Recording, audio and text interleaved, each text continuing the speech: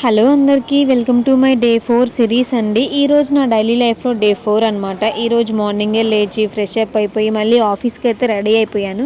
ఈరోజు ఆఫీస్ ఏంటి, ఈరోజు సండే కదా అనుకుంటున్నారా, బట్ కానీ నాకు సండే కూడా ఆఫీస్ ఉంటుందండి. అంటే నాకు వీక్లీ వన్స్ ఉంటుంది, బట్ కానీ నేను ఇప్పుడు ఏం అవసరం లేదు కదా అని చెప్పేసి నేనైతే ఈరోజు తీసుకోవాలా.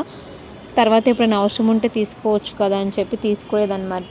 ఇక రెడీ అయిపోతే ఆఫీస్కి అయితే వెళ్ళిపోతున్నాను అనమాట. ఈరోజు కొంచెం త్వరగా వెళ్దామని చెప్పి రెడీ అయిపోయాను.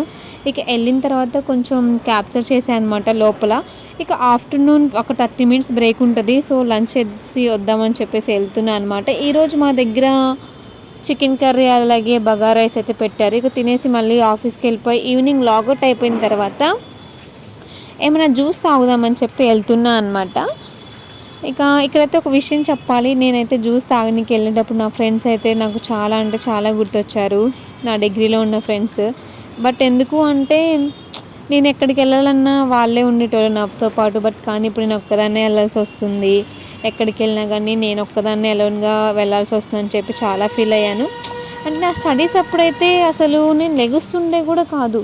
బట్ కానీ వాళ్ళు నా కోసం చాలా అంటే కిందకి వెళ్ళి టిఫిన్ తీసుకురావడం అలా అయితే చేసేటోళ్ళు అనమాట. బట్ కానీ ఇక్కడ ఒక్కదాన్నే లెగాలి, ఒక్కదాన్నే పడుకోవాలి, ఒక్కదాన్నే నా పని నేనే చేసుకోవాలన్నమాట. సో వాళ్ళైతే చాలా అంటే చాలా గుర్తొచ్చారు.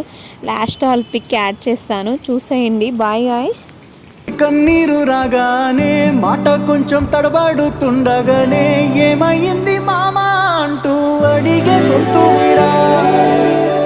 మీతో ఉంటే నవ్వుతూ ఉంటారా, నువ్వుంటేనే మనమని అంటామురా.